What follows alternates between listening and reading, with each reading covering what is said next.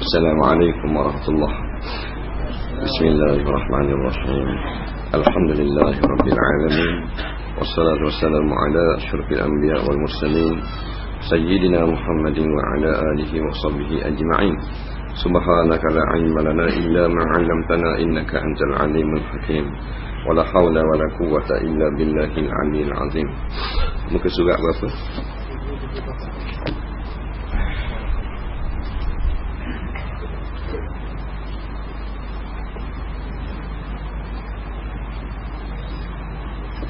Kat mana bawah tak? Qala al-muallif rahimahullahu ta'ala wa nafa'ana wa iyyakum bi'ulumihi fid dharain amin ya rabbal alamin. Baik, kata pengarang rahimahullahu ta'ala, sekiranya mayat tersebut adalah kanak-kanak, maka doa yang dibaca sebagai ganti kepada doa kedua di atas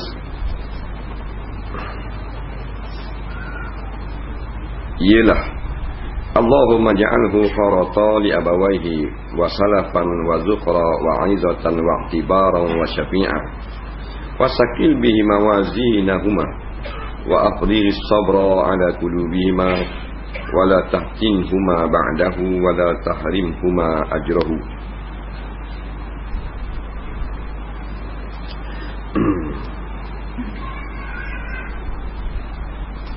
Artinya, ya Allah, jadikanlah ia sebagai orang yang mendahului ibu bapaknya ke syurga.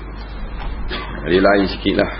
Ini doa kepada mayat kanak-kanak, itu mendoakan supaya budak-budak ni menjadi, dia Allah jadikan budak ni mendahului, maknanya menanti ibu bapaknya untuk ke dalam syurga.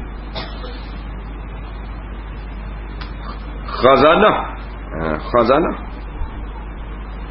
pengajaran dan pemberi syafaat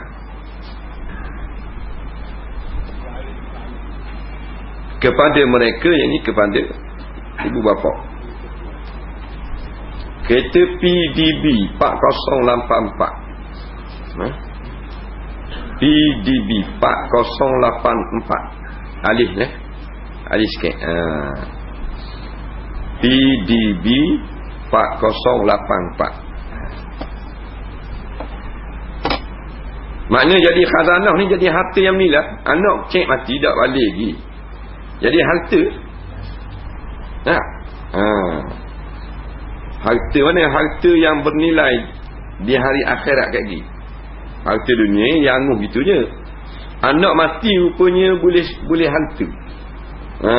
Nampak? Sebab tu Nabi kata butuhnya orang ada anak mati cek. Jangan cekek pula balik sekarang. Lagi ke ni? Musim-musim musang ni. Nampak? Mana mati kecek tak balik lagi lah. Jadi Zukhra ni mana jadi khazanah, jadi harta simpanan. Syafi'an, dan memberi syafaat kepada mereka. Budak-budak cek biar nana pun, dah alik rumah nyeti. Mak suruh pergi ngaji Quran, rehatnya susu. Bawah pokok situ dia patah ucuk, tapi tak balik lagi. Babai tak ada orang. Boleh beri syafaat. Siapa kata beri syafaat ni? Nabi jawab dalam doa. Wa syafi'an. Syafi'an ni takdir. Wa syafi'an lahuma, dan boleh menolong ibu bapaknya berdua. Tidak, Nabi tak cium lah. Beratkanlah dengannya anak timbangan amal kebaikan mereka. Maknanya dengan sebab budak ni mati, jadikanlah timbangan neraca amalan kebajikan ibu bapa dia berat. Limpahkanlah kesabaran ke dalam hati kedua mereka itu. Jangan jadi berduka cita. Dia boleh bersedih hati, berduka nestapa dia. Sedih mesti sedih pasal manusia. Bukan Aizah motosikal kerah kejung itu. Dia ada hati, dia sedih. Tapi jangan sampai hidup berduka cita kerana anak mati. Nangis boleh, teriak tak boleh. Kan teriak Mana nangis tu, teriak makna tepi menolong. Nah. Jangan engkau jadikan fitnah kepada mereka selepas kematiannya. Jangan engkau penahan pahalanya daripada dinikmati oleh kedua ibu bapa. Yang ni biar sabar. Dan jangan dengan sebab anaknya mati jadi fitnah bagi hidup dua ibu bapa. Jadi fitnah jadi tak tahu kehala, jadi karu, jadi tak kerja buat, lapor berduka cita dengan anak mati. Tak boleh jadi gitu. Jadi fitnah. Jadi tak tubik rumah dah, jadi tak tegur siapa dengan orang dah. Jadi larat. Tak boleh dengan sebab kematian gitu.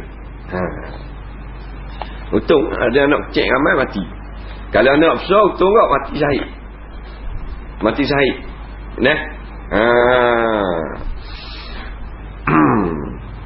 Mati jatuh pokoknya tambat dera. Kena tengok dera dulu tu. Masing-masing tafsir lah. Kita tak kata. Jadi jangan haram, jangan cegah, jangan halang dapat pahala berterusan kepada dua ibu bapa dengan sebab mati anak. Kadang-kadang dengan sebab anak tu hidup, ayah boleh pahala. Pahala bela anak, mak pun boleh pahala tak. Dia siru anak, atau klinik, ambil sekolah, boleh pahala belaka tu. Tiba-tiba tak ada dah anak tu mati dah. Janganlah we tak ada pahala. We ada pahala kot lain pula dengan sebab mati budak ni. Jadi ingatlah, budak-budak tidaklah Allahumma ghfirlahu. Yang itibaknya kita bacakan doa Allahumma ghfirlahu hanya untuk orang-orang yang balik saja. Walaupun kecil. Kira balik. Cik. Orang jenis orang kedip. Cik. Balik dia kira orang besar tu. Orang budak-budak tak balik lagi walaupun besar dia kira budak kecil. So 6 kaki lebih. Tapi umur baru 3 bulan. Dia kira budak-budak. Kalau ada dah. Doa-doa ini diambil oleh Imam Syafi'i daripada himpunan hadis. Dan kemungkinan dia menyebut dalam makna dengan makna, tidak dengan lafaz yang asal daripada Nabi. Walau bagaimanapun para sahabat ulama' mazhab Syafi'i telah menerimanya sebagai doa yang baik diamalkan. Hadis yang paling sahih dalam bab doa ini ialah hadis riwayat Muslim daripada Auf bin Malik radhiyallahu an, katanya. Hadis yang paling terkenal dan hadis yang paling sahih tentang doa dalam semayang mayat kepada mayat, Allahumma ghfirlahu warhamhu wa'afihi wa'fu anhu wa akrim nuzulahu wa wasi' madkhalahu waghsilhu bil ma'i was salji wal barad wa nakkihi minal khataaya kama yunakkas sawbul abyad minad danas sawbu minad danas wa abdilhu daran khairan min darihi wa ahlan khairan min ahlihi wa zawjan khairan min zawjihi wa adkhilhu jannata wa qihi fitnatal qabri wa azaban nar. Ya Allah, ampunilah dan rahmatilah dia. Jadi kalau kita tak ingat lagi doa banyak ni, kita ingat saja tak apa dah doa semayang-mayang. Allahumma ghfirlahu. Dia tak boleh doa sembarangan tak boleh. Doa yang tidak khusus bagi mayat tak sah doa tu. Bila tak sah, maka tak sah semayang-mayang. Doa umum tak boleh. Kena doa khusus. Tak boleh main Rabbana atina fid dunya hasanah. Dia tenang tu kami semua masuk mayat kau. Tak boleh. Doa ni untuk mayat. Itu tujuan disyariatkan semayang. Fatihah dengan selawat pembuka doa je. Penting sekali lepas pada takbir yang 3 doa untuk mayat. Jadi kalau kita baru lagi belajar semayang mayat, Allahumma ghfirlahu warhamhu, Allahumma ghfirlahu warhamhu, gitu saja pun padang dah. Sebab dan Tuhan ighfirlahu, Tuhan ampun kepada dia. Tak ada susah lah. Dalam kubur ke, bakit pada masyar ke, akhirat ke, tak ada susah. Dah Tuhan ampun. Sodah tu. Allah maghfirlahu sodah. Kita duduk saja-saja tamu tu Allah maghfirli. Itulah. Allah maghfirli. Tak payah minta dah bidadari. Pasal dah Tuhan ampun, dia bidadari, takkan nak bagi porong. Bidadari dah ampun, balik syurga. Dia pergi belakang. Dah stana kau ni, stana lah duduk. Dah ampun dah. Besar tu waktu istighfar ni besar. Allah maghfir lahu, maknanya ya Allah ya Tuhanku, ampunkanlah bagi mayat ini. Warhamhu, kasihlah ke dia walaupun dia tak kasih ke diri dia sendiri. Wa'afihi, dan afiatkanlah dia. Afiat ni menjadi sejahtera lah. Wa'fu anhu, dan maaf daripadanya. Wa akrim nuzulahu, dan muliakan tempat turunnya, tempat singgah. Tempat singgah ni liang lahat, tempat singgah. Nah, kata Sayyidina Uthman bin Affan radhiyallahu an, al-qabru awwalu manzilin min manazilil akhirah. Kubur adalah tempat singgah yang pertama daripada beberapa tempat singgah lagi menuju ke alam akhirat. Jadi banyak kali singgah. Pertama kali singgah kubur. Nah, jadi wa akrim nuzulahu, tempat singgah dia ada dua, gelap singgah. Nah, huduh molek, muliakan tempat singgah dia tu. Maknanya biar jadi molek di alam barzah dah. Sebut mulia ni, ya. Wa wasi' madkhalahu, tempat masuknya. Madkhalah, tempat masuk. Bukan mudkhalah, tempat masuk. Kalau mudkhalah, kemasukannya, macam gitu. Kalau madkhalah, tempat masuk dia. Maknanya luahkanlah alam barzah ni.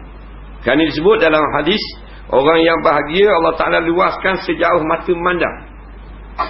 Walaupun dia tengok speed kotak tak.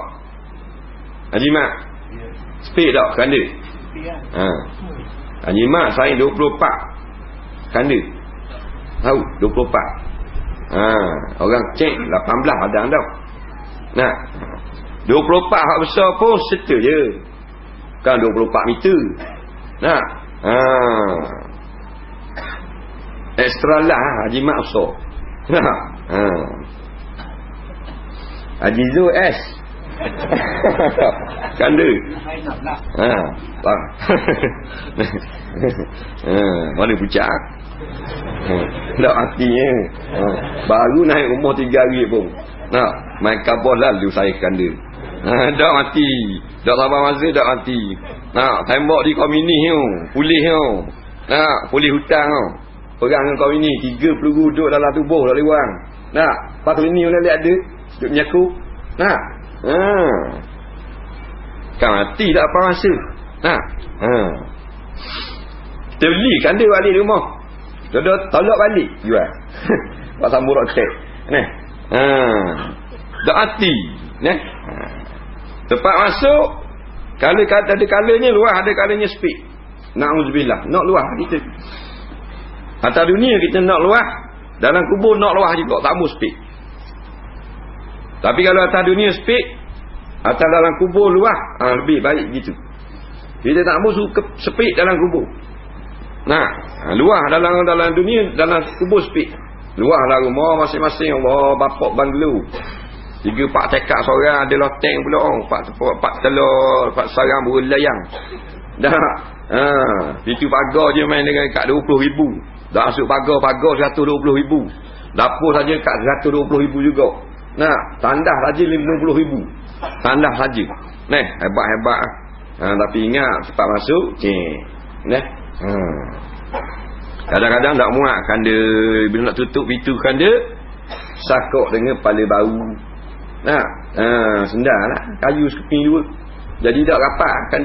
Nah, biarlah kaya atau miskin di dalam dunia, kita duduk dalam istana, duduk dalam rumah PPRT ke. Nah, kita nak luah di alam barzah.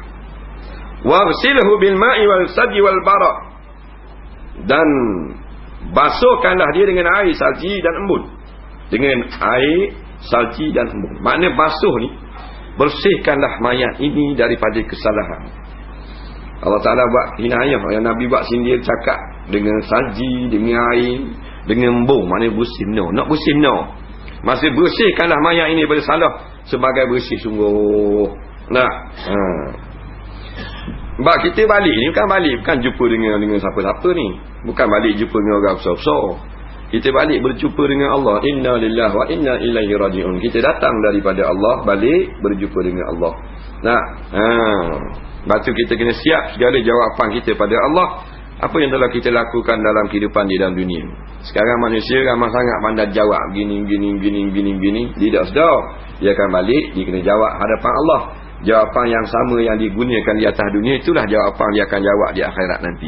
Kalau dia anggap lepas jawab di alam barzah, alam kiamat, kalau dia pakai lebak sangat mulut dia ni nak jawab, itulah jawapan di akhirat kayak gini. Wa zakihi minal khataya, maknanya sucikanlah dia daripada salahan. Kama yunakas saubu minad danas, sebagaimana disucikan akan pakaian daripada daki yang kotor. Wa abdilhu daran khairan min dari, gantikanlah rumahnya dengan rumah yang lebih baik. Itu molek. Maknanya ditambah rumah huduh. Nak rumah molek. Makna rumah molek ni nak rumah syurga. Rumah yang paling komang panas sekali dalam syurga disebut dalam kitab Kashful Ghaibiyah. Dan ada juga sebut hal ini dalam kitab Kashful Rumah. Itu dia daripada mah. Ni hak khamas panas sekali masuk syurga. Tuhan beri rumah pitu pada mah. Pitu pada mah, Nabi dah ya khabar dinding takkan pelewu. Tak. Khabar pitu ti bahasa dah kita. Tak kata dah dinding. Lagi ada juga roda tanya dinding. Tak pelah. Saya tanya dah pitu daripada mah. Nah, hak gelang hak ngetuk pitu. Hak ngetuk ada gelang, ketung-ketung kat ketuk pitu. Nah, daripada permata delimun. Oh, mata delimun. Buat hak ketuk. Hak ketuk pitu kan. Cara stana tak main macam kita. Nah, loceng ada stana. Kita loceng bateri putih. Nyek. Tu dah loceng tau. Stana sosok dia ada gelang di pitu dia. Kakak tu lekung apa tu beg. Nah, nak orang. Nah. Hak komang sekali pitu daripada mah. Boleh insya-Allah. Nah, betulkan akidah, pertahankan Islam. Boleh syurga. Jangan lawan Islam pula. Nah, nak rumah lebih baik. Memang rumah syurga lebih baik daripada rumah yang lebih baik di dalam dunia. Sehuduh-huduh rumah dalam syurga tak ada banding dengan seelok-elok istana di dalam dunia. Peringatan kali kedua kereta PDB 4084 tolong alih. Lori sikit lagi nak tepuh ni bahagian depan. PDB 4084 ni takutnya rabuk bahan di lori. Kemudian sebuah lagi walau Speti AG 4900. Kereta kat ni tak? TAG 4900 masuk dalam ni. Dalam banyak lagi parking free.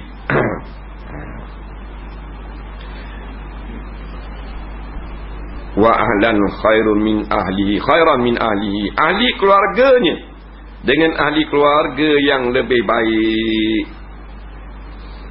Jadi syurga ni kita doakan supaya mayat ni ahli keluarga ni isi rumah lah. Ahli keluarga anak-beranak yang lebih molek daripada hak atas dunia. Bukan tak ambuh anak atas dunia. Anak atas dunia anak tu juga. Tapi molek pada hak adil ni. Nah, hak adil ni pening kepala kita. Nah, pening kepala mak ayah. Nah, hak pasal gitu turuk. Hak pasal kedor. Hak pasal anak kedor balik. Banyak pasal Allah ayah. Nah, kalau orang ni tasuk belaka dia dengan lampu pecek cari anak. Anak. Akhirat tak mau anak gitu. Nak anak tu jadi molek. Nah. Ni zaman anak menyusah. Menyusah ke mak pak. Nah.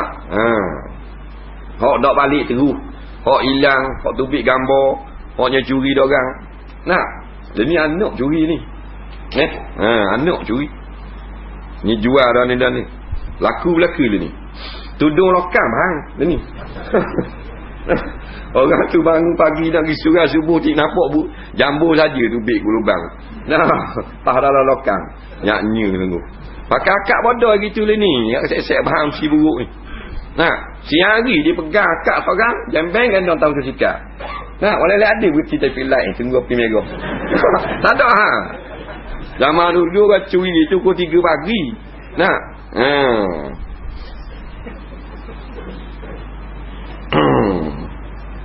nak anak yang lebih baik. Mana anak dah lebih comel, lebih cantik, lebih seronok ibu bapa jumpa di akhirat. Ada kalanya anak dalam dunia ni siapa mak ayah baik dosa jumpa. Nah, itulah Tuhan balakan dengan bermacam-macam jenis bala. Siapa pak kata ke anak mungkin mampu sirak mana-mana. Dosa balik Ada juga kata gitu dah tak ada arah. Kadang-kadang lai robah mari ambil, kopra mari tanya bukan anak gini-gini Allah. Pocik kena pergi bala. Susah pula. Nah, kawan baru balik menyaku. Nah, kubah lagi tak balik. Anak pula malakak. Lepas tu pula trafik mari turut pula. Nah, anak pocik ni, belanggar tadi. Tak jumpa dia orang, jumpa katil saja sebelum. Dah, IC ada. Susah hak gitu. Nah, tambah. Nah, anak yang membaikkan ibu bapa bila tengok seronok dah. Kita jumpa balik dengan anak-anak. Tapi itulah orang beriman saja masuk syurga. Nah, lepas tu kita kena kuat sikit dalam bab keimanan anak isteri. Kita ni tak apa kuat ke anak-anak ni keimanan ni duk kuat ke pandaian je. Nah, duk tekan hak tu saja. Tekan hak serata hak akademik tu saja. Siapa tak tahu ke akidah anak, tak tahu halal haram, tak kenal Nabi, tu duk jadi ramai. Nah, tengok Johor Bahru, tengok Bandar Raya, Bandar Kuatang, Bandar Raya dah. Bandar Kuatang, Bandar Raya Terengganu. Nah, Kuala Lumpur Ipoh Allah, budak-budak jadi hanyut habis. Nah, daripada mak ayah tu, daripada rumah. Masukkanlah dia ke dalam syurga. Dan pasangannya dengan pasangan yang lebih baik. Wa zawjan khairan min zawjihi. Kalau zawjan ni boleh pakai belaka suami isteri. Mayat ni lelaki. Sepatutnya kita kata zaujatan. Wa zaujatan khairan min zaujatiha. Isteri yang lebih baik daripada isteri sekarang ini. Tapi zaujan tu dia boleh. Dia boleh pada makna untuk pakai pada muannas. Wa zaujan khairan min zauji. Maknanya gantikanlah mayat ini isteri yang lebih molek daripada isteri yang ada sekarang ini. Orang tanya ulama-ulama, isteri lain ke isteri lebih molek ni? Jawabnya Imam Nawawi rahimahullahu taala, bukan isteri lain, isteri hak sekarang ni lah, tapi molek pada hak ada dia ni. Jadi molek. Hak dia ni dah molek ni mak. Mula-mula nikah molek lah. Kita tengok balik kerja tu, tengok muka dia kenyang selalu rasa. Tak nak makan nasi, tengok muka kenyang dah baru nikah. 15 tahun nikah hak kita kenyang dah, tengok muka dia mutah balik. Dah berjelanuk. Dah satu muka berlebeknya kali. Masukkanlah jadi molek. Orang puang ni hak kedubuk dah pun bini masuk surga jadi molek. Moci-moci minta maaf dah. Dah masuk surga. Moci-moci tak ada. Dalam surga awet belaka. Nampak? Tak ada moci-moci ni lah tua. Wa kawa'iba atraba. Dalam surga ni semua anak-anak dara hak umur sama belaka. IC sama belaka 17. Sweet 17 belaka. Moci-moci minta maaf dah masuk surga. Tuk-tuk balik awal tu. Dah. Maknanya masuk dah jadi moci dah. Jadi awet belaka. Jadi bidadari. Boleh. Masing-masing puji dah jumpa dengan isteri dia. Suami masuk surga dah. Isteri masuk surga dah. Suami kata dah apa mu tomelnya dulu muda gini. Isteri kita kata abang kau cung kau. Gitu. Maknanya gitu. Badi puji saja ratus tahun. Dah sungguh. Khayal dengan tengok muka. Bila kita jumpa balik seorang-seorang, bercerita balik, apa jadi comel ni, apa mata gini, dulu matamu belalok. Dia puji isteri dia. Serba molek Tuhan buat. Tak tahulah tu contoh je lah. Tak boleh banding. Sebab Nabi kata dah malah ainun ra'at. Benda yang mata tak boleh, tak pernah tengok. Lagi kita boleh bayang dalam hati comel gini ke? Uduh. Barang syurga tak boleh bayar. Kalau Nabi cerita pun gini-gini, tak boleh bayar. Nah, Nabi cerita tu kiasan saja. Hak nasuk dalam hati kita, gini ngak maunya comel muka, gini ngak maunya nawak. Bapa pula. Nabi kata dah ke dia, wala khatara ala qalbi bashar. Tidak boleh terlintas dalam hati manusia. Mana molek lagi? Masukkanlah dia ke dalam syurga dan peliharakanlah dia daripada fitnah kubur serta azab neraka. Hak ni yang mustahak. Kita tak mau susah akhirat. Dunia nak juga senang, tapi nak yang paling penting senang akhirat. Ni nak cari senang akhirat ni, tinggallah rumah sekejap, mari dengar, mari sembahyang jemaah. Mudah-mudahan Tuhan beri berkat daripada pengajian. Allah Ta'ala selamatkan perjalanan hidup kita. Itu saja. Hidup dalam keadaan taat, mati dalam keadaan mempertahankan agama Allah. Berkata, aku bercita-cita supaya mayat tersebut adalah diriku, kerana doa Nabi yang salam kepadanya. Jadi kata Auf radhiyallahu an, dia dengar moleknya, dia tak lagi dengar lagi doa sembahyang mayat. Ni kali pertama Auf hadir bersama dengan Nabi sallallahu alaihi wasallam. Jadi Auf bin Malik bila dengar Nabi baca doa ini kepada seorang mayat, Auf kata, yang molek mayat ni aku baru molek. Andainya mayat ni aku, wah hati dah aku. Pasal molek sangat doa ni. Sebab kalau dia mati bila-bila, belum tentu Nabi baca doa ni. Mungkin Nabi wafat dah. Mungkin Nabi dah hadir solat jenazah ni. Itu jadi cita-cita kalau boleh dia mati hari tu. Kasih kepada doa yang Nabi baca. Jadi kita orang lelaki pakak-pakak hafalah doa tu. Doa yang paling masyhur dalam bab solat jenazah. Pakak-pakak hafalah. Di kubur pun boleh baca. Kita pergi kabar ni, kubur ni mati dah ni. Kita pergi ziarah situ, pergi salat, baca Fatihah, baca doa ni. Tak ada masalah. Molek sungguh. Yang kelima, kemudian bertakbir untuk kali yang keempat dan berdoa selepasnya. Allahumma la tahrimna ajrahu wa la taftinna ba'dahu wa'fil lana wa lahu. Ya Allah, janganlah kamu menghalang kami daripada mendapat pahala, dan jangan kamu fitnah, dan janganlah kami terfitnah selepas matinya. Ampunilah kami dan ampunilah dia. Abu Daud daripada Nabi SAW. Kemudian beri salam dengan 2 kali salam, iaitu ke sebelah kanan dan kiri. Mana salam dalam sembahyang-sembahyang yang lain.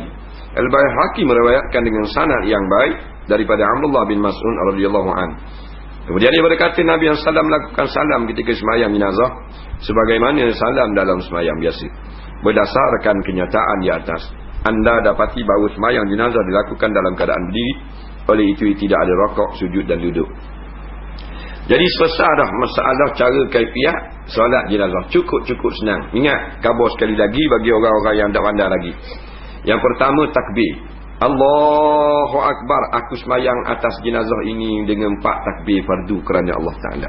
Lepas tu bacalah bismillah dan al-fatihah sampai habis. Diri semua sampai habis. Habislah fatihah. Amin. Allahu Akbar. Selawat. Paling kurang Allahumma salli ala Muhammad. Kalau kita ingat macam dalam tahiyat akhir. Sapa fil alamin innaka hamidum majid. Takbir pula yang 3 doa mayat. Paling kurang Allahumma ighfir lahu atau Allahumma arhamhu, ataupun doa yang panjang tadi bagi orang yang telah ingat.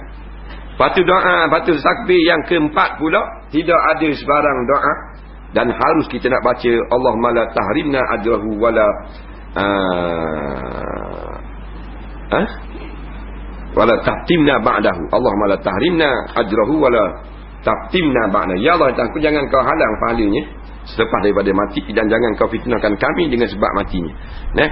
Jadi boleh juga nak baca Rabbana atina fid dunya hasanah fil akhirati hasanah pada takbir yang keempat. Habis takbir yang keempat, terus salam kanan sekali, kiri sekali, habis. Tak ada rakaat, tak ada sujud. Kalau sembahyang jemaah lagi senang. Kalau kita mari tutup imam, takbir yang 3 dah, kita pun takbir lah yang pertama. Mak tu imam memang dia baca doa mayat, kita Fatihah. Imam takbir yang keempat, kita takbir yang kedua. Jangan potong ni pula kaki jos seorang pula Allah gitu. Dia takbir yang keempat nak salat, kita takbir yang kedua baca selawat. Bila dia salam, kita takbir yang 3 baca doa untuk mayat. Lepas tu takbir yang keempat terus beri salam. Cukup senang. Jadi tak ada dah alasan lepas pada ni nak tak pandai semayang mayat dan sebagainya. Dah kita duduk berkawang sayang rodong sangat. Tak, mana besar mana kita duduk belanja dia makan nasi minyak hari-hari dengan kita tolong semayang mayat. Besarlah semayang mayat. Tak, besar pahalanya, besar bukit besar. Besar lagi pada bukit besar. Man syahidal janazah, Nabi kata barang siapa hadir kematian hatta yusalla alaiha, sampai disemayangkan ke atas mayat tersebut, falahu qiratun, maka bagi orang yang buat lagu ni jinawak disemayang pula, maka dapatlah satu qirat pahala. Orang tanya Nabi, qirat ni banyak mana? Nabi kata mislu Uhud. Satu qirat pahala besar bukit Uhud. Bukit Uhud ni besar 2 tikit besar dia. Nak, besar apa ada. Janganlah duduk lepak saja sembang-sembang bawah. Nak, bila orang semayang mari kita bangun hormat saja. Naik tikmah. Kita duduk balik sembang bawah tu. Tak, bak bola lah. Bak masjid kereta tu bit pada jin lah. Naik atas semayang. Nak, kalau kita orang lelaki. Tidak ada kayu bah. Tak ada kapiah. Pasal ada kat alasan. Tak ingat bawa piah. Orang ajak banyak-banyak dia kata tak ingat. Apa tapi kabur ni? Tapi keledar boleh. Kalau nak semayang ni tak boleh. Tapi keledar nak sujud tak boleh. Sakok kek. Ni tak ada sujud. Full face dulu. Boleh kata. Tak apa-apa. Wallahu a'lam. Kita ada banyak buat soalan.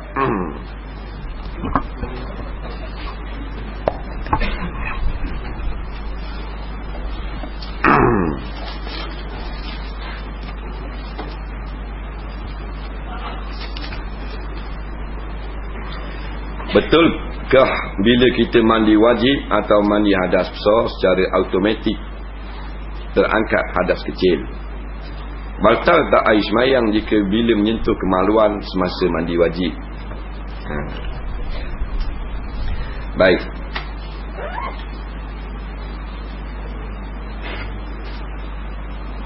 Masalah ditanya kalau kita mandi wajib automatik tak terangkat hadas kecil.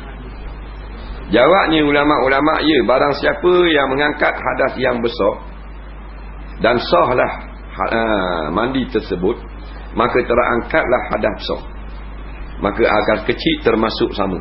Tidak lagi dia diwajibkan mengangkat hadas yang kecil. Tapi kalau kita beradas kecil, beradas besar, kita ambil wuduk saja, tak terangkat hadas besar. Jadi kalau kita berhadas besar dan juga berhadas kecil, maka bila kita mandi wajib atau angkat hadas, terangkatlah hadas yang kecil sama. Ulama-ulama kata tidak lagi diwajibkan kita ambil wudu.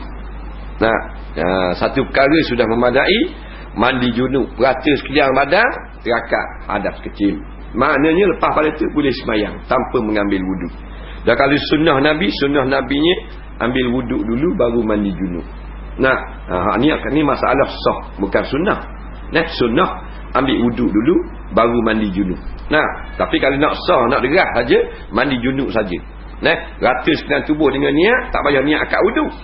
Niat mengangkat hadas besar atau niat mandi yang fardu saja, maka terangkat hadas yang kecil. Batal tak semayang jika bila menyentuh kemaluan semasa mandi wajib? Jadi selepas daripada mandi wajib itu telah pun sah, maka jika tersentuh melakukan perkara yang membatalkan wuduk, maka tidak lagi lah maka batallah wuduk. Batal wuduk. Lagi tak sah mandi junub, tak kakak lagi hadas. Bila tak kakak hadir lagi hadas, kata setengah ulama, kita sentuh kemaluan tak batal lagi. Dah hadas tak suci lagi. Jadi bila kita mandi dah habis dah suci. Sucilah badan kita. Selesai mandi, hak tu dah boleh sentuh kemaluan. Dah selesai dah. Mana kita bertubuh suci. Bila suci sentuh batal. Batal lah wudu. Mandi dah atas. Mandi sah dah, ingat tu kalau kita mandi rata dah, lepas tu sentuh kemaluan, mandi dah atas. Batal wuduk saja. Nampak? Wuduk saja batal. Jadi kalau mandi lagu tu tak boleh nak semayang.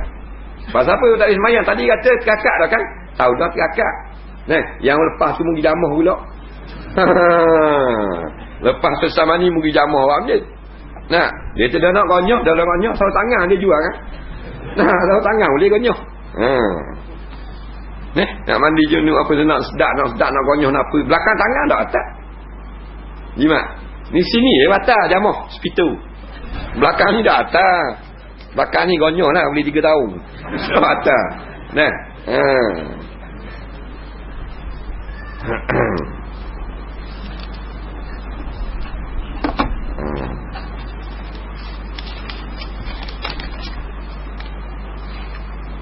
Apa pandangan jika saya tidak bersolat di surau berhampiran dengan rumah saya semata-mata untuk menuntut ilmu?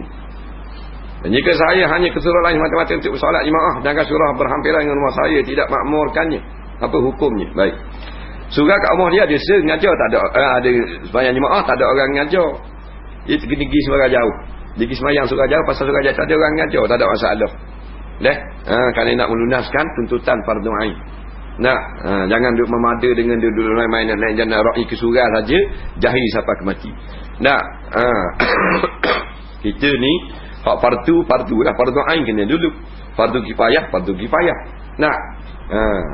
Cuma kalau saja nak pergi semayang jauh, bukan kerana nak tuntut ilmu fardu ain, maka sebaik-baiknya hak dekat lah. Makmurkan hak dekat. Kalau tidak ada masalah mengajar, masalah mengaji. Kerana masalah dekat ni, masalah hak depan mata. Hak depan mata, hak sekeliling. Hak ada gitu gini, mati gelar gitu gini, tak.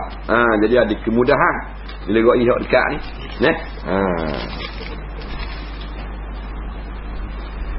Ada seorang sahabat saya ingin taubat kepada Allah kerana dia pernah melakukan hubungan sejenis. Sahabat Allah. Adakah taubatnya diterima oleh Allah sedangkan Nabi Muhammad tidak mengaku umatnya yang melakukan hubungan sejenis? Sila jelaskan. Yes, apa jua dosa yang telah dilakukan besar mana sekalipun Allah sudi menerima taubat hamba-Nya dengan syarat dia bertaubat sungguh-sungguh. Masalah laknat dalam hadis ini kerana nak menyebutkan tentang berat sangat perbuatan ini jangan kita dekati. Tapi dah terjerumus dan insaf nak balik ke pakar jalan bila-bila masa Allah Ta'ala boleh terima kerana pintu taubat seluas langit dan bumi. Bukan besar pintu stadium. Pintu stadium besar dah kita masuk seorang gerak. Tapi time tu bit bola kepik celur hesel. 80 orang nak tubik pada masa yang sama. Pintu taubat seluas langit dan bumi. Rasa susah Saya selalu cakap aku dengan ibu bapa saya. Kerana ibu bapa saya tak pernah marah saya. Bercakap begitu dari kecil lagi. Ibu bapa saya juga cakap begitu juga dengan saya. Kini saya ingin berubah cakap begitu dengan ibu bapa saya atas nasihat kawan-kawan saya. Tapi saya tidak dapat melakukannya kerana percakapan aku dengan ibu bapa telah menjadi tabiat dan sukar ingin berubah. Apakah hukumnya dan kesan kat diri saya dan ibu bapa saya? Tak ada masalah. Jadi jikalau aku ni, kalau pada dalam masyarakat itu menunjukkan satu kekasaran, maka Nabi tidak menganjurkan kita mengikut akan adat yang membawa kepada kekasaran. Tapi kalau satu kelompok masyarakat yang menggunakan satu bahasa bagi masyarakat itu tidak kasar, maka tak ada salah buah aku ni. Ana aku lah. Nabi cakap ana. Ana anta ni mu lah. Kalau begini mu aku. Dulu ni orang Terengganu cakap mu aku sebenarnya. Tapi ke dia ni orang buat bagi satu bahasa baru, saya lah gitu gini. Jadi aku tu jadi keras dah. Jadi keras. Jadi kalau dengan ibu bapa, kalau aku tu benda yang tidak disukai oleh ibu bapa dia, maka tak boleh guna perkataan aku. Tapi kalau benda yang menjadi kebiasaan dan pula aku ni pada setengah-setengah tempat masyarakat diterima oleh masyarakat, aku maka tidak menjadi kesalahan. Rasa susah pakat tu sajalah. Daripada kecil dah. Bolehkah seorang umat Islam menerima angpau pada musim perayaan Tahun Baru Cina daripada penganutnya? Boleh. Masalah angpau ni tak salah duk katalah kongsi pak cai. Selamat Tahun Baru Cina ya dah. Boleh angpau mbak lah. Boleh. Tak sekeping lagi. Tak ada masalah hak tu, hak duit tu. Jangan kita ra'ikan, jangan kita rasa betul percara keagamaan dia. Tapi ampau dengan semata-mata ampau hak bahasa beri budak-budak ni. Jangan ampau dengan masuk rasuah. Ada juga ampau waktu dia panggil. Dijadikan hal manusia ini keadaannya lemah masuk Quran. Apa maksud lemah di sini? Adakah para nabi dan rasul termasuk juga? Tolong huraikan. Dia kata, khuliqal insanu dha'ifa. Ayat Quran kata diciptakan manusia ini lemah. Lemah ni lemah lagu mana dia tanya? Nabi-nabi rasul-rasul lemah juga. Lemah ni kena dengar molek. Maksud lemah ni bukan orang lemah lengah sendi. Lemah tenaga batin tu lain tu. Makna lemah ni nak dibandingkan dengan makhluk-makhluk Allah yang lain. Lemah manusia. Lemah. Kita nak banding ke bukit. Jatuh jimat kepala di bukit Cepu. Balik kat lagi. Dah banyak 15 kali dah. Letung. Cari Syekh Hamid mandi esok. Nak bandingkan dengan binatang, dengan lembu. Seekor lembu bukan kata lembu hak bagi lembu laga. Lembu daga je nak rebang. Lepas kapung tu bik. Dak rebos tarang lembu. Dua orang semak celah kandang nyejek je lembu. Seekor lembu nak lawan dengan manusia. Mana lemah, banyak lemah. Seribu-seribu lemah dah. Tu. Banyak lagi luas pandangan tafsiran ulama ni. Di sisi ulama-ulama tafsir. Lemah dari segi pandangan. Lemah dari segi penglihatan. Kita tengok jauh tak nampak. Binatang nampak jauh.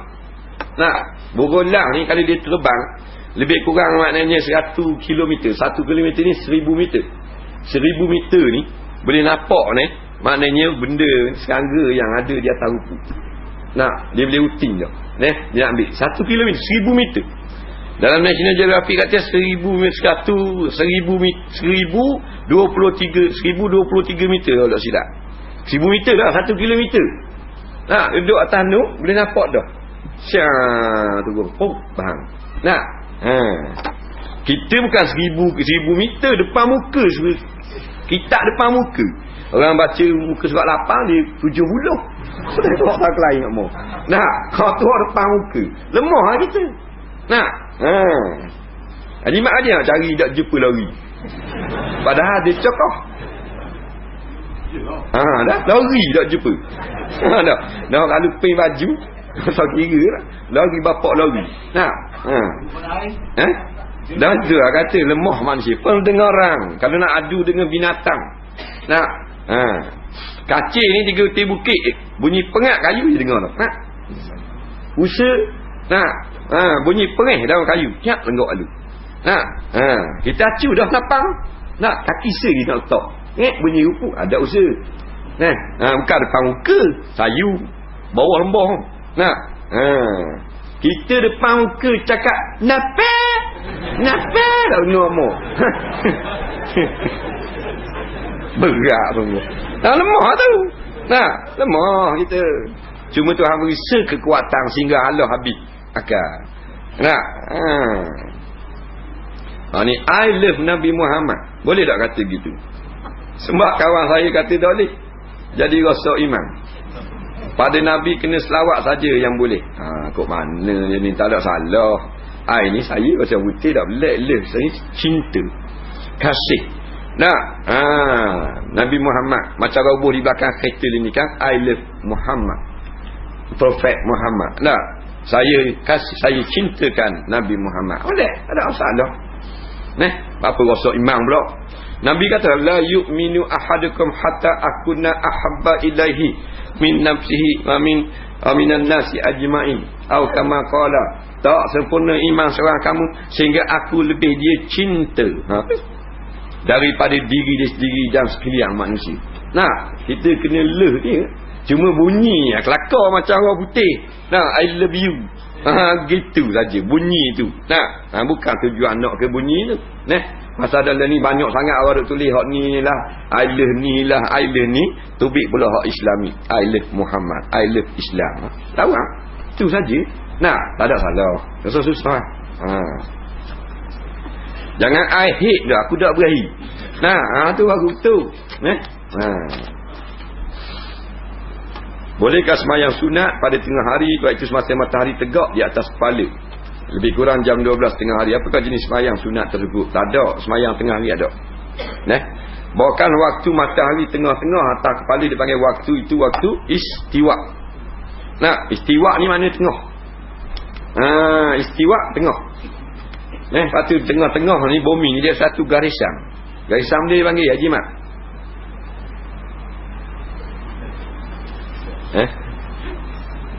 Khatul istiwa.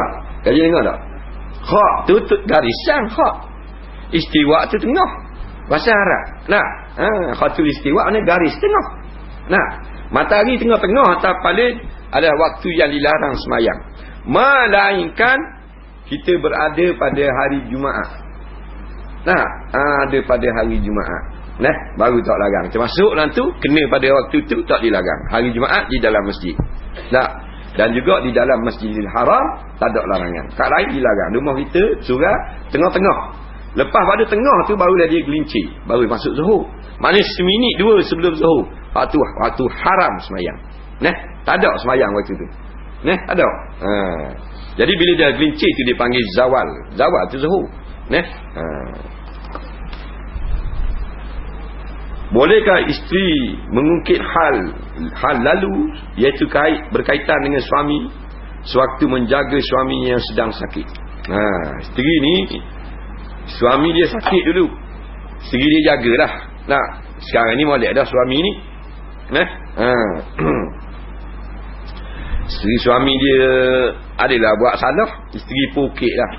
Nah, mu sambang dah ni gini-gini lah aku buat mana minta benda-benda tak turut. Nah, dulu masa mu sakit tak ingat aku jaga mu. Masa mu jatuh tu, pasal dia itu tak ingat. Dah aku belaka. Kata bini nak. Basuh berak pula aku. Itulah aku nak garu gatal pun aku belaka. Mu bayang mu boleh berjalan tak? Mu tinggal aku dah. Bakit itu gua ni. Tengok keadaan benda tujuan bakit lagu tu. Kalau benar bangkitan dan dia ini maknanya untuk mendapatkan kebaikan daripada atau keadilan pada suami, kata setengah ulama dibenarkan. Yang tak boleh semata-mata untuk melepaskan hawa nafsu. Nah, bakit nak lepas hawa nafsu. Tapi dia ni tidak diadili oleh suami pun jahat dah. Bayang sakit bini tu lah. Nah, kakak suruh pecek tekok, kakak suruh pecek hidung. Nah, kakak suruh pecek dada. Nah, bayang boleh berjalan dari rumah. Nah, dari rumah dah akan nak minta sen tak beri. Tu lain lah. Nak minta keadilan. Masih sakit itu aku jaga mung. Nah, bayang segar mu tak balik dah kat aku. Nah, tak apa kata gitu. Jangan lebih-lebih pula. Bapa sakit kena stroke, tapi masih boleh berjalan. Sikit-sikit. Fikiran pula ingat-ingat lupa. Dia semayang tapi rakaat tak cukup. Kalau 4 rakaat jadi 3, kadang-kadang jadi 2. Apakah sah semayangnya itu? Jawabnya, orang yang ingat tak ingat ni, masih tak ingat tu dia tak sah semayang. Masa ingat saja sah semayang ni. Masa-masa ingat dia mesti kena buat tu. 4 mesti 4, 3 mesti 3. Masa dah ingat berlaku masalahnya, 4 jadi 3. Bila 4 jadi 3, dia sebenarnya pada masa itu tidak dikira taklif syarak, tidak mukallaf, dan bila 3 jadi pun sekalipun tetap dikira sah di sisi Allah, tidak sah di segi syariat. Faham? Syariat tak boleh, tak cukup syarat. Di zuhur mesti 4 rakaat. Di sisi Allah sah, Tuhan terima. Kerana dia ada keuzuran. Nah, buat tadi molek lagi masuk rakaat 3 yang lalu. Nah, jadi duk ingat ke garis. Nah, jadi atas niat tu Tuhan beri pahala kepada dia. Dari segi fiqh kita cakap zahir tak sah. Sah kerana zuhur 3 rakaat. Sekarang banyak perniagaan yang dijalankan, salah satunya forex, jual beli mata wang. Foreign exchange tu lah. Jual beli mata wang asing. Bolehkah seorang itu berniaga forex? Sebaik-baiknya sekarang ni tak usah libat lah dalam hal-hal forex ni, kalau boleh lah. Dia ada cara kaedah forex, jual beli wang mata wang asing yang halal pada syarak, tapi dia kena ikut kaedah-kaedah muamalat yang telah ditetapkan oleh syarak. Tak, seperti mana kena ada khabar yang segera, kena tunai dengan tunai. Tidak boleh berlainan yang membawa kepada kerugian. Tapi kebanyakan forex sekarang ini, syarikat-syarikat yang berkait dengan forex, mereka tidak pun meraihkan apa syarat-syarat dalam muamalat Islam. Jadi kebanyakannya adalah konvensional, iaitulah tidak halal di sisi syarak. Apakah dosa bagi orang yang meninggal salat fardu? Tahu saya orang yang meninggal salat asar, balasannya Allah tidak terima amalan yang baik pada hari itu. Apakah balasan bagi orang yang meninggalkan solat-solat yang lain? Yang sebenarnya bukan satu saja balasan untuk orang yang tinggal solat asar. Barang siapa yang tinggal solat asar, dia luput dunia dia pada hari itu. Banyak lagi hadis-hadis lain. Hadis-hadis yang ni kita tak pelik sangat. Yang kita bimbang hadis-hadis yang lebih keras. Barang siapa yang meninggalkan satu solat fardu, maka dia terlepas daripada tanggungjawab, iaitu jaminan Nabi Muhammad SAW pada hari kiamat. Nampak? Ni kita bimbang. Kerana tak ada akhirat kat gini, menteri, raja apa semua, presiden ke apa, Amerika, Rusia dah tolong maka dah. Yang boleh tolong Nabi Muhammad seorang sallallahu alaihi wasallam. Nabi Ibrahim itu kata, nafsi. Nabi Nuh nafsi. Sehebat-hebat Nabi Nuh. Nafsi diriku orang lain sudah itu ini. Nabi Muhammad seorang je yang jawab. Berbeliung-beliung umat, Nabi Muhammad seorang jawab, ummati. Umat aku. Jadi jangan. Bila Nabi kata dia berlepas diri, dia tak ada kena-mena ni orang tak semayang, maka bahayalah dosa meninggalkan semayang. Jangan tinggal semayang. Lepas-lepas taubat, Tuhan terima taubat. Kau qada lah. Dah orang nak qada banyak, qada sikit. Dia gitu. Minta panjang umur biar dan qada. Dia gitu. Lepas tu kita nak start dah insaf, kita kena kawan dengan Rasul lah. Ni insaf dah tak kawan saya ada di rumah. Jadi lagu juga. Kawan dengan Rasul lah. Jadi banyak semayang, banyak berdengar, banyak semayang, banyak berdengar. Dia main gitu. Mati dalam dengar gitu.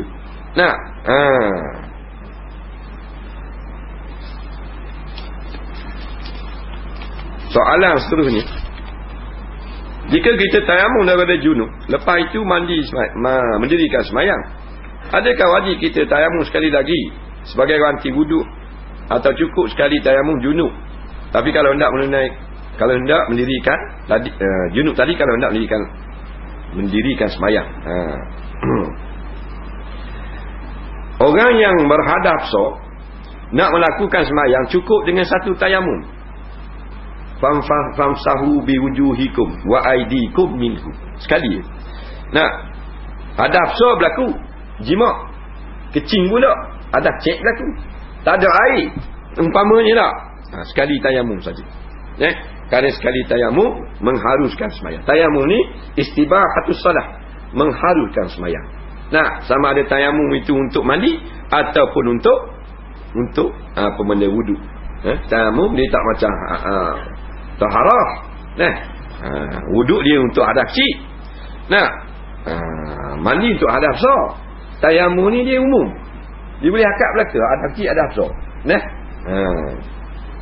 Hadap besar, wa in kuntum junuba. Kalau kamu berjunub, boleh tak? Bertayamum daripada junub atau tayamum daripada ganti wuduk disebabkan tiada air. Air terlalu jauh, air berada dekat dengan musuh, atau cuaca terlalu sejuk. Soalan adakah wajib mandi junub, iaitu qada balik bila keadaan berubah, iaitu ada air selepas tayamum junub. Soalan yang adakah wajib qada balik semayang ketika ada air. Ditanya kalau tempat tu biasa ada air, tapi tiba hari tu tak ada air, kena qada balik tak?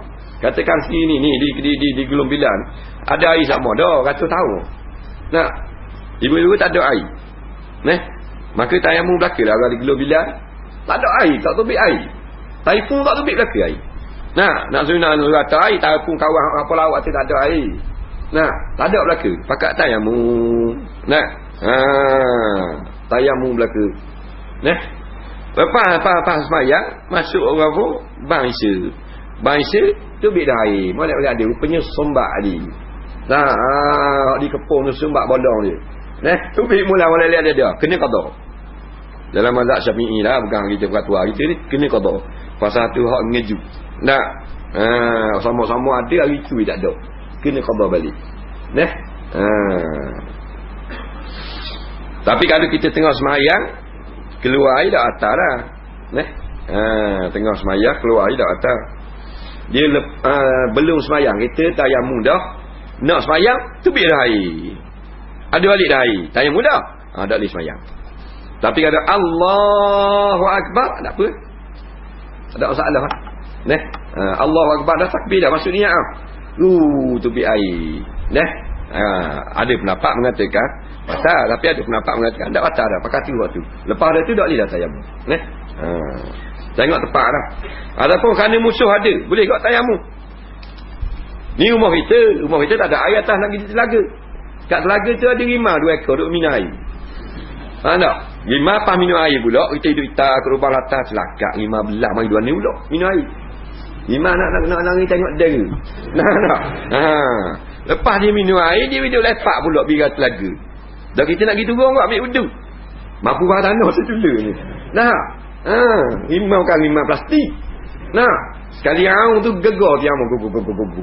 Nah. Jadi kita pun tayamum boleh. Boleh tayamum. Nah. Pasal apa? Pasal ada musuh yang membahayakan kita. Nah.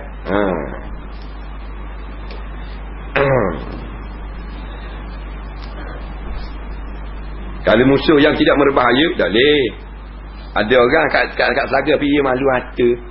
Dia ambil wuduk malu mata pula, biar tayamum tak boleh. Apa malu mata? KKK. Dah hari ni. Dah hari. Kali ada bunyi. Soalan seterusnya.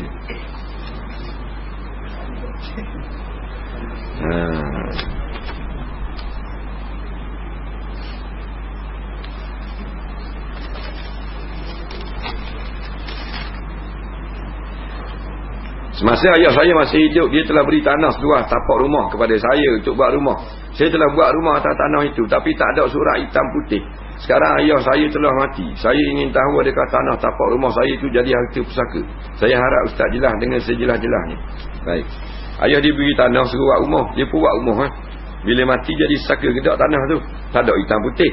Dia nak suruh terang dengan jelas-jelasnya. Tak boleh nak jelas. Pasal dia beri soalan pun tak jelas. Nah. Biar soalan dengan sejelas-jelasnya. Nah, kalau ayah dia kata masih hidup ni tanah ni ambil kemu lah, aku beri kemu dah.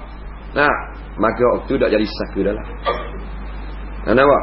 Tak jadi saka pasal milik dia dah beri pasal hidup lagi. Faham ni? Ataupun ayah dia kata dah mu tak ada rumah, mu tak buat rumah atas tanah ayah ni dulu. Nah, dia pun buat rumah mati jadi saka. Tak ada kata nak beri. Faham ni? Itu baru jelas soalan. Ni tak jelas mana kita pula tolong jelas ke dia. Nah.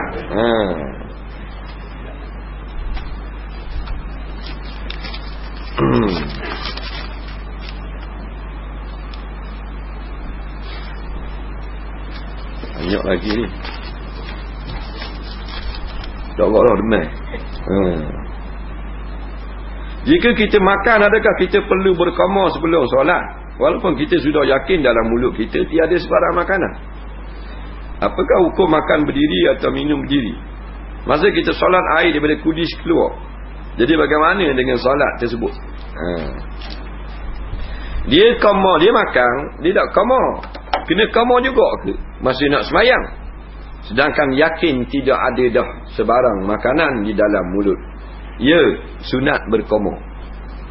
Kerana berqamar selepas makan adalah sunnah Nabi sallallahu alaihi wasallam. Sunnah Nabi. Atas sunnah. Bukan atas makanan, atas sunnah. Tak. Dah kali tak qamar juga tak ada masalah. Harusnya lah. Sunnah. Bukan lebih dosa tak buat. Hukum makan berdiri dan minum berdiri makruh. Makan berdiri, minum berdiri makruh. Melainkan kerana keuzuran. Tak, seperti maknanya tak boleh nak turun barang tu sakut situ. Kerana Nabi SAW dalam suatu hari masuk dalam rumah Sa'ilat, rumah Sayyidina Ali karamallahu wajhah. Nabi minum air Zam-Zam dalam keadaan berdiri. Kerana air Zam-Zam itu duduk dalam guriba. Guriba ni dalam sarung kulit kijang lah. Kulit kijang ni orang agak lama dulu. Dia tak ada berdiri je kita macam tong. Nah, jadi bila semulai kijang, semulai rusa apa semua, nak lembu apa semua, dia ambil isi apa semua, kulit dia ambil balik. Dia jahit balik. Dekat tekak tu dia buat tudung. Nah, jadi berisi air je lah dia jahit balik kulit tu dah. Jadi macam bekas air. Jadi sakut itu, takkan nak turun dah sekor kijang itu. Dah. Nabi yang minum sarah, jadi minum di mulut gitu. Lepas tu Nabi minum belah diri, hadis terkenal tu Nabi minum air Zam-Zam belah diri. Bukan Nabi suruh minum belah diri pada hari itu. Faham? Kan dia sakut dinding gitu. Macam kita lah, maknanya tak ada gelas. Nah, ada di pahit-pahit gitu je. Dah lah kan nak minum lah duduk. Lepas tu buka duduk. Berkembur atas muka. Nah. Berdiri lah. Mak guna tu keunjuran.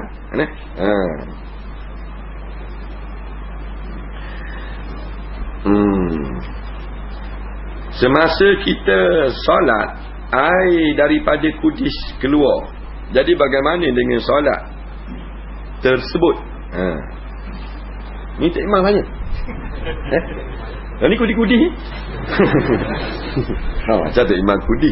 Nah, air kudi keluar semasa kita sedang solat, hukumnya najis yang tidak membatalkan sembahyang. Dia kata najis yang dimaaf. Nah, lutut kudi ni atau ketingak, cubit air kudi atau air luka. Mak rempik yang kau nak lepeh bawa ke bawah. Nah, 2 hari tu bi air bisa. Air tu. Nah, tengah sembahyang kulengan. Tak batal sembahyang. Nah.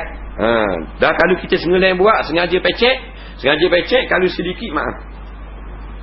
Nah, macam darah kok. Dia diparut banyak bukan rubah mutu.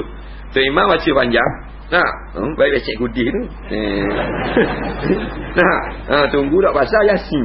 Nah, cek tubik darah sikit. Mak lempik ni dah batal. Dah kalau pandai atas sembahyang. Dah kata banyak dah batal, tubik sendiri. Nampak? Tubik sendiri. Bukan kata maknanya kita buat.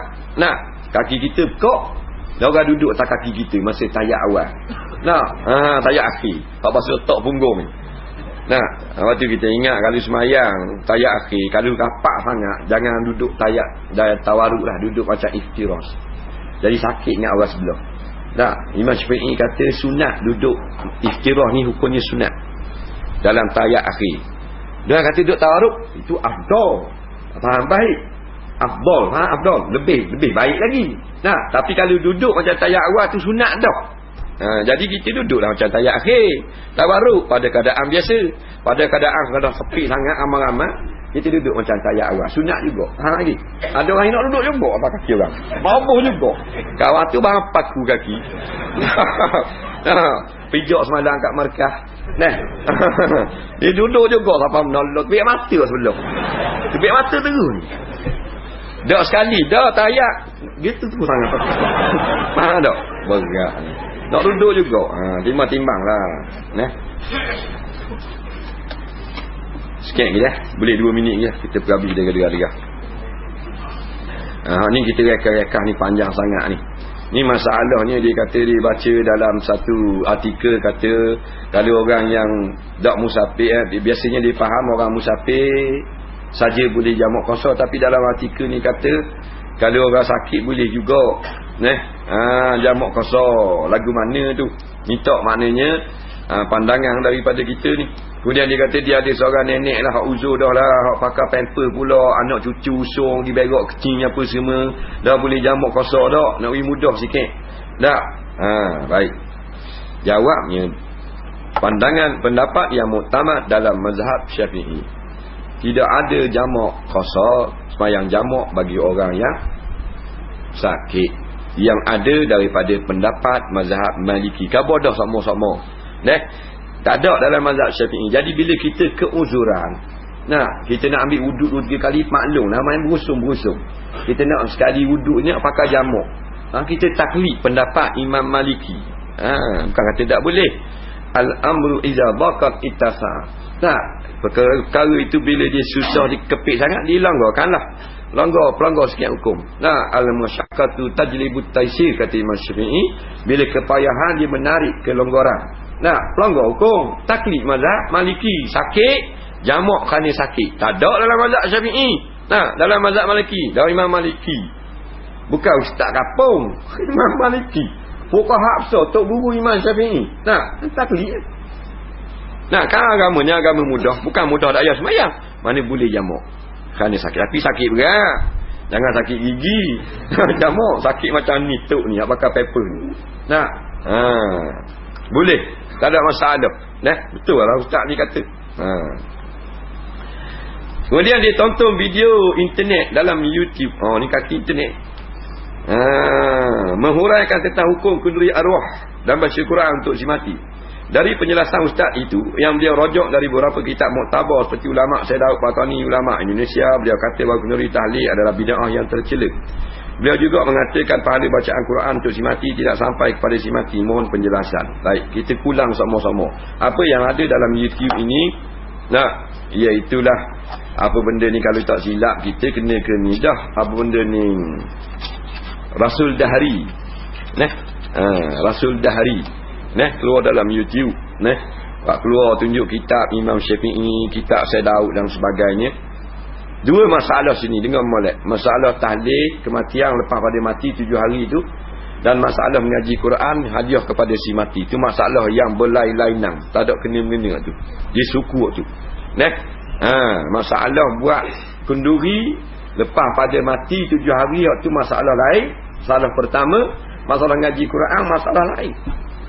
Ngaji Quran ni umum, ngaji Quran sini boleh, nak ngaji hadiah pada si mati, ngaji kubur boleh, ngaji hari dak mati boleh, hak mati ratus tahun dah pun boleh.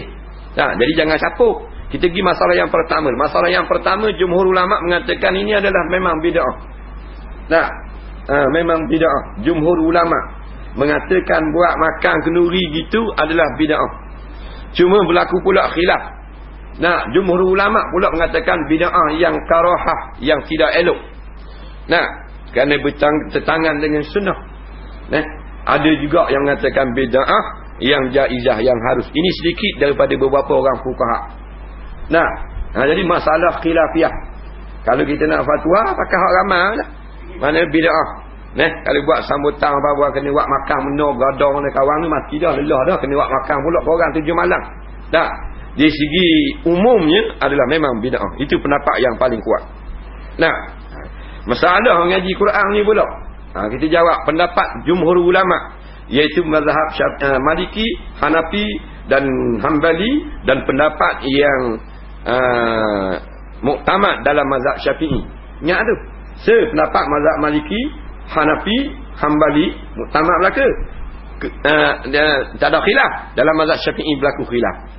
Yang masyhur tak siapa. Pendapat yang muktamad dalam mazhab Syafi'i siapa juga. Jadi keempat mazhab mengatakan sampai pahala bacaan si mati dengan izin daripada Allah. Telah disebut oleh ulama-ulama dulu dan kemudian. Jadi jangan buat bolok dengan masalah ngaji Quran hadiah kepada si mati.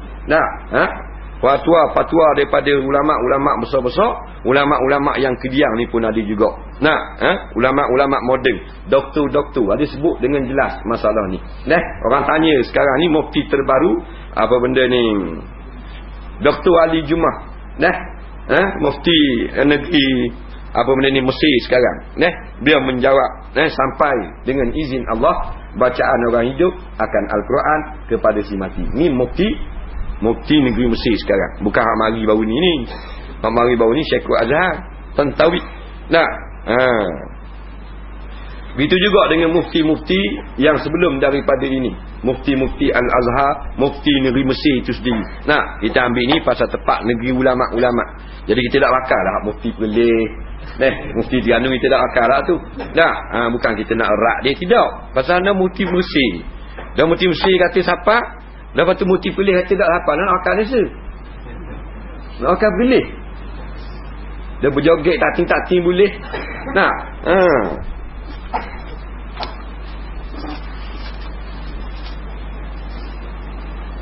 Masa tidur malam hari, bila terkejut pagi bahari, saya dapati ada tumpukan air di seluar saya. Sedangkan saya tidak bermimpi. Apakah air itu, air mani atau air wadi? Bagaimana nak buat ni ustaz? Cikgu tanya. Kemudian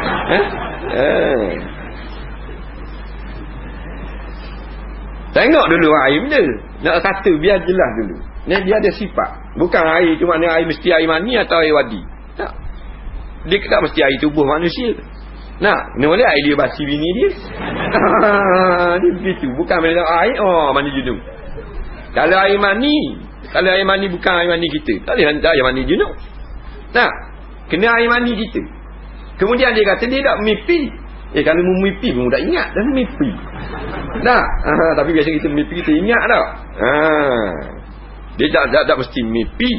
Tak mesti mana mimpi keluar mani. Mungkin semalam mu tidur tu, maknanya mu panggil dah minum dah asuh. Jadi mu dah tak ada arah, tidur dalam keadaan keluar mani juga. Dalam keadaan duka cita. Dah mimpi pun macam-macam hal. Jadi gini, kalau keluar mani tu daripada diri kita, kalau benda tu daripada diri kita, tengok. Kalau bau macam ke putih telur, air mani. Macam putih telur, ambil putih telur. Nampak? Putih telur tu bau gitu. Bau air mani. Dia keruh. Kalau jernih tu air mazi, dia licin. Sintetik. Tu licinnya tu. Air wazi ni masih kecil. Masih kecil itu bit ngelah. Jadi tengok sifat dulu. Nak kata kan ni jadi umum sangat soalan. Saya ingin betulkan diri saya ni. Dulu saya pernah melakukan zina dengan seorang perempuan. Bagaimana Ustaz? Sekarang ini saya sudah bertaubat semua, tapi saya takut kerana atas dunia ini saya tidak kena hukum apa. Dia kata nanti macam mana? Tolong jelaskan cara untuk saya nak berubat di atas dunia ini. Berubat tuan ni. Dia berzina, lepas tu dia kata tak ada kena hukum. Dah buat ripuk nak kena hukum. Nabi pesan dah kepada seorang sahabat, mu zina sakabur orang mutaubat kepada Allah Subhanahu taala, dan mukabur orang kan kena jatuh hukum pula. Bila mu bertaubat kepada Allah Taala, masalah hukuman dalam dunia tak ada kena denganmu. Ini hukuman dalam dunia hak pemerintah. Mana-mana pemerintah yang tak menjalankan hukuman sebenarnya yang Allah Taala kendaki, dia dan bertanggungjawab. Pesalah tak ada kena. Yang penting taubat. Bila taubat kena hudud, tak kena hudud, Tuhan terima dah. Tidak akan diulangi balasan pada hari akhirat. Soalan seterusnya. Dalam Quran bila berfirman, Allah selalu sebut dirinya Allah. Kadang-kadang kami seolah-olah ramai.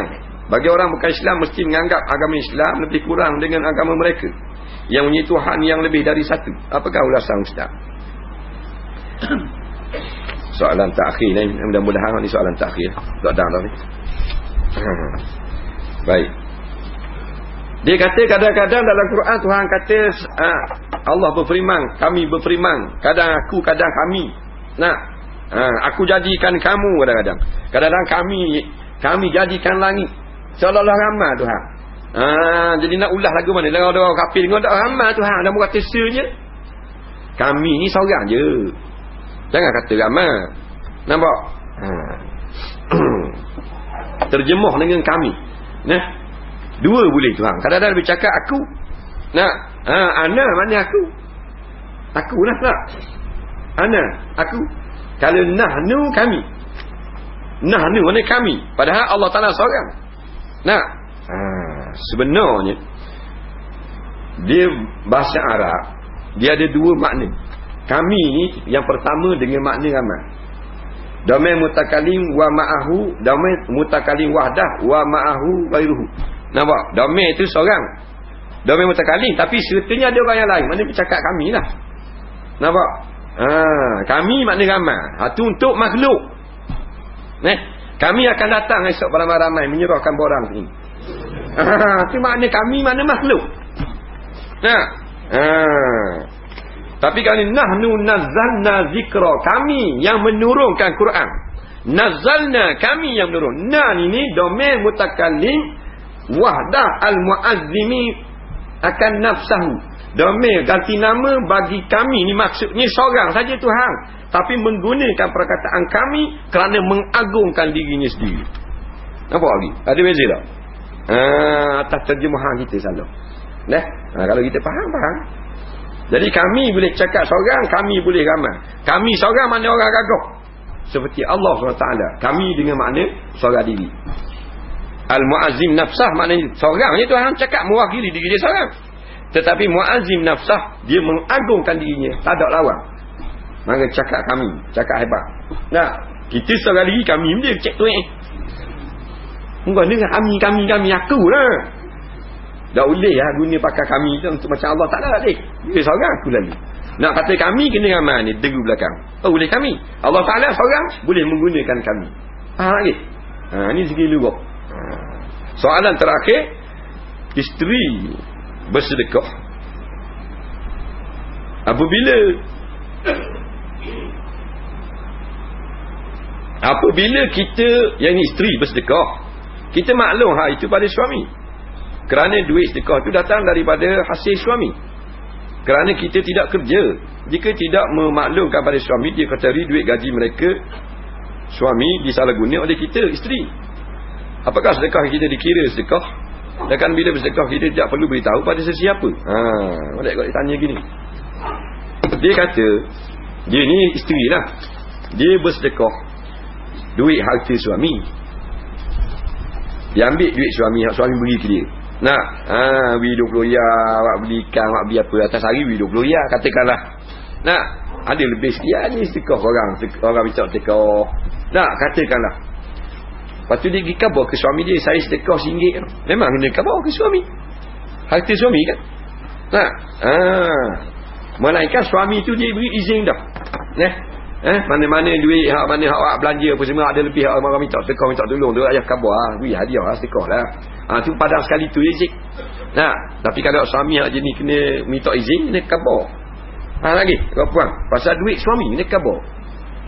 Bang, duit abang tadi hak piti dalam piti tu saya beri tadi tu derma korang tu 300 bisu kat adik tu.